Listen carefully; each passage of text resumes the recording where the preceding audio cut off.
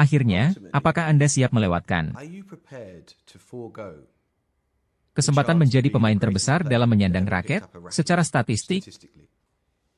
Karena Anda sangat menentang mengenai penyuntikan ini? Ya, memang. Tetapi seperti yang terjadi, meskipun ini berarti Anda tidak turut dalam French Open. Apakah itu harga yang Anda rela bayar? Ya, itulah harga yang bersedia saya bayar. Dan itu artinya Anda juga tidak turut serta dalam Wimbledon tahun ini, Anda juga rela? Ya, Mengapa Novak? Mengapa? karena prinsip pengambilan keputusan untuk tubuh saya adalah lebih penting dari mendapat gelar atau hal lainnya. Saya menegaskan, semua orang memiliki hak untuk memilih, untuk bertindak, untuk berkata-kata apapun yang mereka rasakan menjadi hal yang semestinya. Martin, itu sungguh luar biasa. Saya setuju 100% dengan pendapatnya. Saya setuju juga dengan pendapatnya, 100%. Dan dalam kasus khusus ini, tidak ada disebutkan konotasi keagamaan sedikitpun. Ini hanya sekedar akal sehat yang umum. Dan hal semacam itu, yang hampir tidak ada sekarang ini. Jarang sekali ada. Dan khususnya praktek-praktek pemaksaan yang masih dipakai, seperti dalam kasusnya. Tepat. Telah ada faktor yang sangat memaksa, tetapi Djokovic rela untuk bertahan. Dan itu merupakan hal yang mesti dilakukan semua orang. Karena Anda mesti berdiri di hadapan hakim, suatu hari kelak. Dan memberikan pertanggungjawaban pribadi atas prinsip yang Anda pegang. Dan bukannya atas prinsip kelompok yang ada. Itu adalah suatu pernyataan yang sangat penting. Baiklah, mari kita kembali ke dasarnya. Seseorang cenderung ingin menjadi marah. Bahkan ada orang yang cenderung sangat marah ketika mendengar semua bualan ini.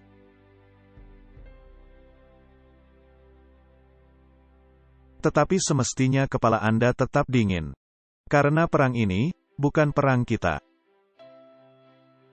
Ini adalah perang Allah. Ini adalah peperangan untuk pikiran.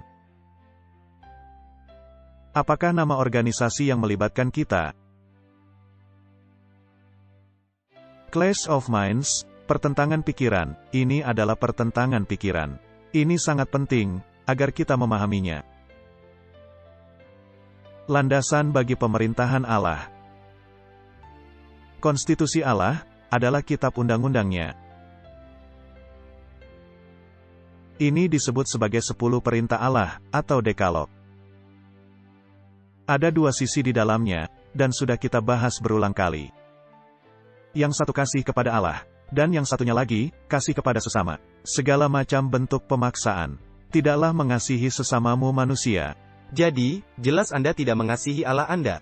Benar. Jadi, siapa saja yang mengatakan, jika engkau tidak melakukan ini, engkau sedang mencederai nenek, adalah seorang pendusta, dan tidak ada kebenaran di dalamnya. Garis mendasarnya, kita sudah melihat mereka berdusta, dan tidak memiliki data pendukungnya. Tetapi marilah kita melihat gambaran yang lebih besar. Perintah Allah adalah, kasihilah Allah dan kasihilah sesamamu manusia. Jika Anda mesti meringkas 10 perintah Allah, dalam satu kata, tidak ada kata lain, yang bisa Anda pakai, selain kasih. Jadi 10 perintah Allah adalah ringkasan, mengenai apakah sesungguhnya kasih itu. Dan tidak satu pun dari hal tadi, cocok dengan perimeter ini. Jadi ini bertentangan kepada kehendak Allah. Karena Allah telah memberi kita kebebasan untuk memilih. Allah telah begitu semangat dalam memberikan kebebasan memilih ini, sehingga Allah bersedia untuk mati untuk hal itu. Bayangkan hal itu. Jadi Martin, ketika kita melihat aturan mendasar dari 10 perintah Allah, dan kita meringkaskannya dengan satu kata kecil, kasih, maka, akan sama sekali tidak ada paksaan di dalamnya. Karena kasih tidak bisa dikaitkan dengan pemaksaan. Kasih tidak bisa dipaksakan. Kasih sekali-kali tidak memaksa. Itulah sebabnya Yesus berkata, ketika aku ditinggikan, aku akan menarik banyak orang kepadaku. Bukan memaksa mereka guna menerima kehendak saya, atau hal lainnya.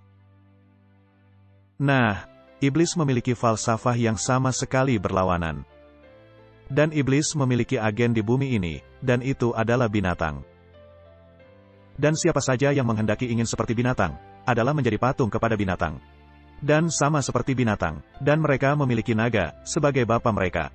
Dan mereka akan memiliki cara berpikir seperti bapa mereka. Dan mereka akan bersifat memaksa. Dan Alkitab mengatakan, hal itu akan terjadi. Jadi, jika saya mesti menaiki gerobak itu, dan berkata, saya ingin melakukan sebisa saya guna mencegahnya. Sesungguhnya, sedang berperang melawan Allah. Karena hal itu akan terjadi, apakah Anda suka atau tidak suka?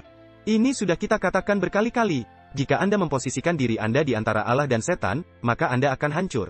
Ketika Allah yang akan menjadi kepala, mesti ada pertentangan pikiran.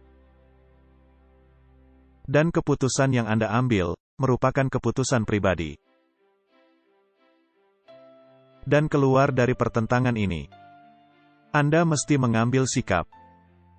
Dan seperti yang dikatakan Luther, dan kembali kita mengulangi, pilihan Anda adalah untuk berdiri di belakang iblis, atau berdiri di belakang Kristus. Tidak ada pilihan lain.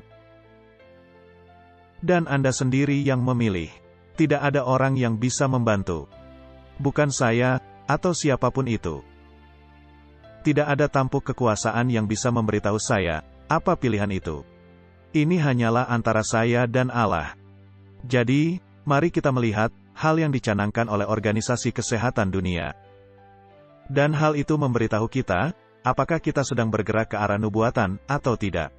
Ya, dan apakah segala sesuatunya akan kembali normal? Ataukah ini akan semakin memuncak? Apa kata Alkitab? Ini akan semakin memuncak. Nah, Martin, mengapa orang-orang tidak memahaminya? Karena mereka tidak ingin tahu, karena bisa saja orang-orang itu merasa takut. Atau mereka memiliki agenda, dan harus melaksanakan agenda tersebut, sehingga mereka mesti melompat dari satu falsafah ke falsafah lainnya. Jika semua itu didorong oleh rasa takut, mengapa kemudian Allah telah senantiasa berfirman di dalam Alkitab, janganlah kamu takut? Karena kemudian hubungan Anda mesti selaras kembali. Iman yang sempurna menghilangkan ketakutan. Kasih juga menghilangkan ketakutan.